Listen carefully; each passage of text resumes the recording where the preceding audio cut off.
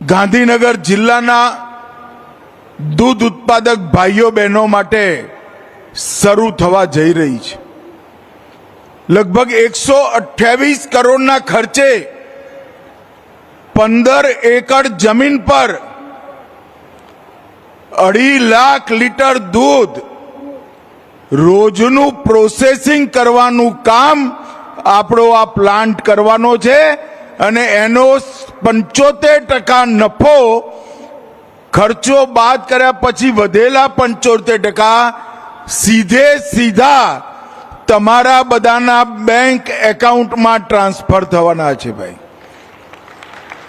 એટલે છાશ પીવાવાળા, દૂધ પીવાવાળા, દહીં અને ઘી ખાવાવાળાને જે ફાયદો થશે એ થશે, પણ સૌથી મોટો ફાયદો સામે બેઠેલી મારી પશુપાલક માતાઓ બહેનોનો થવાનો છે। એના માટે જોરથી તાલી વગાડો જરા। અને આ પ્લાન્ટનું પ્લાનિંગ ડબલ થાય એટલે 5 લાખ લીટર દૂધ પ્રોસેસ થાય એ પ્રમાણે કર્યું છે। આ યાત્રા સરદાર વલ્લભભાઈ પટેલ, ત્રિભુવન કાકા, વર્ગીસ કુરિયન અને કેટલાય આપણા સહકારી આગેવાનોની જે પરંપરા છે એ પરંપરાને આપણા શંકરભાઈએ આગળ વધારી, એના કારણે આજે મધુર ડેરી એક મજબૂત ડેરી તરીકે ઉપસ્થિત થઈ છે। 71 થી યાત્રા ખાલી ચાર મંડળીઓ અને 6000 લીટર દૂધથી આજે 6000 લીટર દૂધથી શરૂઆત થઈ અને 7000 રૂપિયાનું ટર્નઓવર અને આજે 7000 રૂપિયાથી વધી 7 લાખ કરોડનું ટર્નઓવર, 7 લાખનું ટર્નઓવર। ભાઈઓ, આ જે પ્રગતિ છે 268 કરોડ સુધી વાર્ષિક ટર્નઓવર પહોંચવું અને 3 લાખ લીટરથી વધુ દૂધ એનું વિતરણ, પ્રોસેસિંગ અને કલેક્શન કરવું એ આપણી કોઓપરેટિવ સિસ્ટમની સૌથી મોટી સફળતા છે।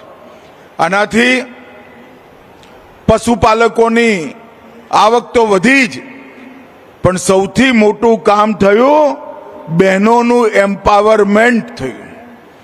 એક જમાનો હતો, હું તો અહીંયા થોડેક જ દૂર માણસામાં જન્મેલો છું, મેં માણસામાં ડેરી આવી, અમારા ગામમાં ડેરી 71માં આવી, એ પહેલા બહેનો જોડે વ્યવહાર જોયો છે એટલે ડેરી આયા પછી વ્યવહાર જોયો છે। બહેન કામ કરતા હતા પહેલા, આજે બધી બહેનો ઘરના શેઠ બનીને ચેક આપતી થઈ ગઈ છે ભાઈ।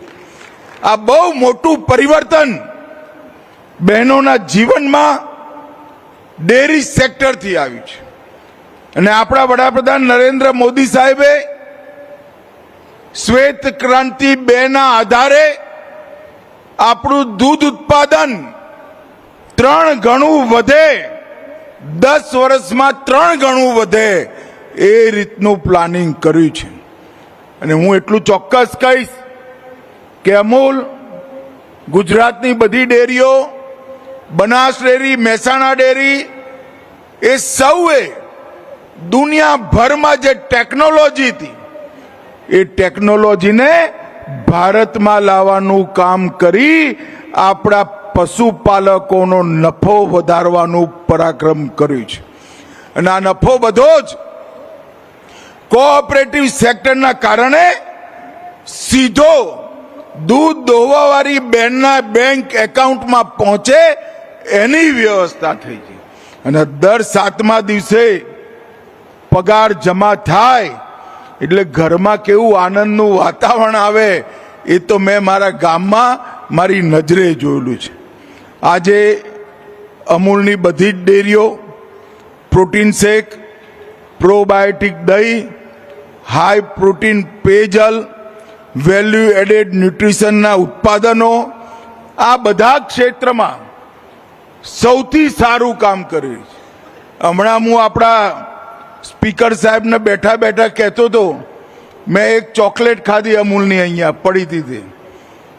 તો અમૂલની સુગર ફ્રી ચોકલેટ આખા ભારતમાં સુગર ફ્રી વેચાણમાં નંબર 1 પર આપણી અમૂલની સુગર ફ્રી કેડબરી છે.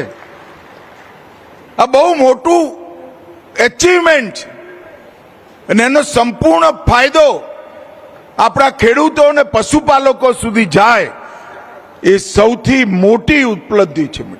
36 લાખ બહેનો ગુજરાતમાં રોજ 3 કરોડ લીટર દૂધ ઉત્પાદન કરે અને લગભગ 200 કરોડ રૂપિયા રોજ આ બહેનોના ખાતામાં જમા થાય છે. 200 કરોડ રૂપિયા રોજ. કોઈ મોટા ઇન્ડસ્ટ્રીયાલિસ્ટને કહીએ ને તો એની આંખો ફાટી જાય. 36 લાખ બહેનોના ખાતામાં અમૂલની ડેરીઓના માધ્યમથી 200 કરોડ રૂપિયાની રાશિ રોજ પહોંચાડવાનું કામ આપણું ડેરી સેક્ટર કરે છે. નાના નાના ચેક આવે ત્યારે એમ થાય, પણ 36 લાખ લોકોનો વિચાર કરીએ ત્યારે ખબર પડે આ કેવડું મોટું ભગીરથ કામ નાના નાના કામ કરવાવાળી આપણી બહેનોએ ભેગા થઈને કર્યું છે. મિત્રો, અમૂલનું AI ડિજિટલ સહાયક માનનીય વડાપ્રધાને એનું આપણી AI સમિટમાં ઉદ્ઘાટન કર્યું અને અમૂલનું AI પ્લેટફોર્મ આવનારા દિવસોમાં બહુ મોટું એગ્રીકલ્ચર સેક્ટરની અંદર, પશુપાલનના ક્ષેત્રની અંદર કામ કાઢવાનું છે. અને આ પ્રમુખ ડિજિટલ સહાયકનું નામ સરલાબેન રાખ્યું છે. એકદમ સરળતાથી નાના ગામડાની બેન પણ એનો ઉપયોગ કરી શકે એવી વ્યવસ્થા કરી છે. મિત્રો, ડેરી સેક્ટરમાં આવનારા દિવસોમાં સર્ક્યુલર ઇકોનોમી, ચક્રીય અર્થવ્યવસ્થાનો ઉપયોગ કરી આપણે ડેરીની આવકમાં ઓછામાં ઓછો 20% વધારો કરવાનો લક્ષ્ય નક્કી કર્યો છે. 20% વધારો.